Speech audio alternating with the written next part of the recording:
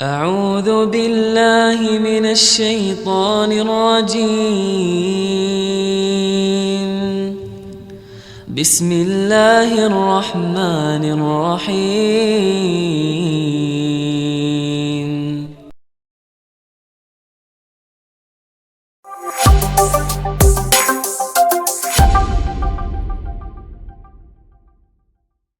Assalamualaikum warahmatullahi wabarakatuh. Alhamdulillah wa syukrulillah, la hawla wa la quwwata illa billah. Asyhadu an la ilaha illallah wahdahu la syarikalah wa asyhadu anna Muhammadan abduhu wa rasuluhu la nabiyya ba'dah. Allahumma salli wa sallim wa barik ala sayyidina wa nabiyyina wa habibina wa maulana Muhammad wa ala alihi wa sahbihi wa man tabi'ahum bi ihsanin ila yaumiddin. Rabbi zidna ilma warzuqna fahma. Hadirin jamaah salat Isya Masjid Al-Mustafirin yang dirahmati Allah Subhanahu wa taala.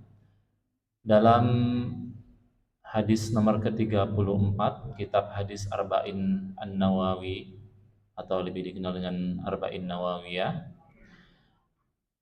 An Abi Sa'id Al-Khudri radhiyallahu anhu qala sami'tu Rasulullah sallallahu alaihi wasallam yaqul man ra'a minkum munkaran falyughayyirhu bi yadihi fa illam yastati fa bi lisanihi fa illam yastati fa bi qalbihi wa dzalika adhaful iman. Dari Abu Sa'id Al-Khudri radhiyallahu anhu, saya mendengar, kata Abu Sa'id Al-Khudri, Rasulullah Shallallahu Alaihi Wasallam berkata, barang siapa yang melihat kemungkaran, maka ubahlah dengan tangannya. Jika tidak mampu, ubahlah dengan lisannya. Jika tidak mampu, ingkarilah dengan hatinya. Yang demikian itu selemah-lemahnya iman. Hadis riwayat Muslim. Hadirin jamaah salat Isya yang dirahmati Allah, mari kita pelajari sedikit tentang hadis tersebut. Apa pengertian dari mungkar? Saya akan tampilkan dua saja secara sumber referensinya. Yang pertama berdasarkan kitab tafsir fi Zilalil Quran karangan Said Qutb. Beliau menjelaskan yang disebut dengan kemungkaran adalah segala perbuatan. Perbuatan itu bisa fisik, pakai tangan, kaki, juga perkataan yang bisa mengingkari atau mencederai fitrah manusia dan juga bertentangan dengan syariat Islam, ajaran-ajaran Islam. Definisi pertama tentang mungkar. Yang kedua, dari sisi hukum negara atau hukum positif di Indonesia, mungkar itu semua perbuatan yang melanggar norma hukum. Nah, dari hadis itu, di hadis yang di dalam hadis Arba'in nomor 34 tadi, kata Rasulullah, barang siapa melihat kemungkaran, barang siapa itu berarti bisa satu orang, dua orang, tiga orang, atau semua jamaah masjid ini melihat kemungkaran, maka ubahlah dengan tangannya. Pertama, ubah dengan tangan. Apa maksud tangan di situ? Tangan di situ berarti dengan kekuatan, kekuasaan, kewenangan. Kalau tidak mampu, dengan lisannya, dengan cara menegurnya atau memberikan informasi kepada orang lain bahwa di situ ada kemungkaran dan jangan sampai mengikutinya. Kalau tidak mampu juga, ingkari dengan hatinya. Oh iya, itu perbuatan yang mungkar. Saya tidak mau dekat-dekat. Nah, tetapi kata Rasulullah, mengingkari dengan hatinya saja tanpa disertai dengan usaha untuk melarang kemungkaran itu, mencegah kemungkaran itu, wazalika at'aful iman. Selemah-lemahnya iman. Hadirin sekalian, sekarang saya ambil contoh biar mudah memahami hadis ini. Belum lama ini viral ya, minuman keras di Sleman. Apa namanya Bapak, Ibu, adik-adik? Outlet? Ada 23 ya.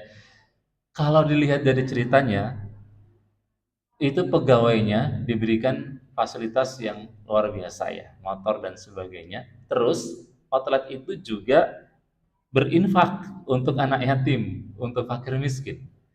Kalau mainnya perasaan, Wah, kalau itu ditutup, nanti nggak ada lagi dong dana yang bisa masuk ke panti asuhan, ke anak yatim, atau yang menghidupi para kurir-kurirnya itu ya, para deliver-delivernya itu untuk kehidupan mereka. Itu kalau mainnya perasaan. Tapi dari pengertian kemungkaran tadi kita lihat, apakah itu mencederai fitrah manusia dan bertentangan dengan syariat Islam? Iya, minuman keras itu bertentangan dengan syariat Islam. Syariat Islam itu menjaga 5 hal. Pertama, hifzuddin, menjaga agama. Kedua, hifzun nafsi, menjaga jiwa. Ketiga, hifzul akli, menjaga akal. Keempat, hifzun nasl, menjaga keturunan. Dan yang kelima, hifzul mal, menjaga amal. Menjaga mal, maaf, menjaga harta. Nah, miras itu apakah menjaga apa bertentangan dengan jiwa? Iya, bisa merusak. Kajian ilmu kesehatan jika diminum tanpa ada resep, tidak ada resep ya, karena ada pada takaran-takaran tertentu memang dibuat untuk kebutuhan kesehatan. Tapi kalau diminumnya dengan sembarangan, jelas akan merusak jiwa dan juga bisa merusak akal, mabok dan sebagainya. Ujung-ujungnya kalau keseringan bisa merusak organ tubuh. Bagi bapak-bapak, bagi kaum laki bisa mengurangi kesehatan reproduksinya. Akhirnya dia tidak bisa punya anak. Dan kalau keseringan, uangnya jelas tersia-sia, maka merusak harta, merusak mal. Maka dari pengertian itu kita kesampingkan perasaan-perasaan tadi, wah itu nanti tidak jadi infak ke fakir miskin, itu kita tinggalkan karena yang lebih pokok dia merusak fitrah tadi dan juga melanggar syariat Islam. Maka harus ditegakkan betapapun beratnya. Bagaimana cara menegakkannya? Dengan tangan. Nah, dengan tangan ini apa? Bukan berarti harus dibakar outletnya itu, bukan. Tapi dengan kekuatan pemerintah. Dengan tanda tangan bahwa outlet ini ditutup. Itu dengan kekuasaan, dengan kewenangan. Siapa yang bisa melakukan itu? Ya pemerintah, pejabat. Karena dia punya kewenangan. Kalau dia tidak menutup itu, dia melanggar karena membiarkan kemungkaran. Bagi kita bagaimana? Kita menyuarakan aja dengan aksi-aksi damai. Kan kemarin kan ada aksi damai itu para santri. Itu caranya dengan lisan.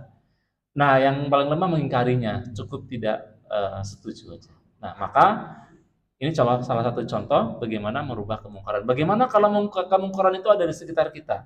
Maka lakukan dengan 3 cara tadi. Dengan kewenangan, misalkan nih, nauzubillah min zalik ya, nauzubillah dulu. Di lingkungan Masjid Al-Mustaghfirin ini tiba-tiba ada orang yang jual minuman keras, gitu. Ketahuan tuh udah. Dengan tangannya gimana? Apakah digerebek? Tidak. Pakai kebijakan pejabat setempat, ada lingkungan RW, ada kelurahan dan sebagainya. Lapor ke kelurahan, lalu sama-sama melakukan pendekatan. Nah, kemudian ditutup. Itu. Kalau nggak bisa juga ya terus desak dengan desak. Kekuatan jamaah masjid seperenggan ya sini ya. Nah, tidak setuju dengan outlet warung miras itu. Nah, petisi. Nah, itu dengan tangan tuh, dengan kewenangan. Kalau itu nggak bisa, dengan lisan aja. Cukup ngomong, iya ya itu nggak setuju ya. Nah, ini. Tapi itu lama-lama makin rendah. Sampai, nggak setuju. Nah, ini selama-lamanya iman nih. Maka itu cara kita mencegah kemungkaran.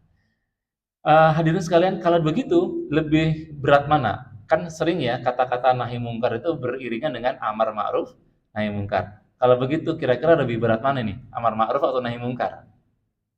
Lebih berat nahi mungkar kan? Kalau amar ma'ruf mah sekedar nyuruh kebaikan aja. Ayo sholat masa main terus gitu. Itu amar ma'ruf tuh. Kok siang-siang bulan puasa makannya di pinggir jalan gitu ya. Ya kalau lagi nggak puasa karena haid atau sakit ya di rumah. Nah itu amar ma'ruf tuh gitu ya.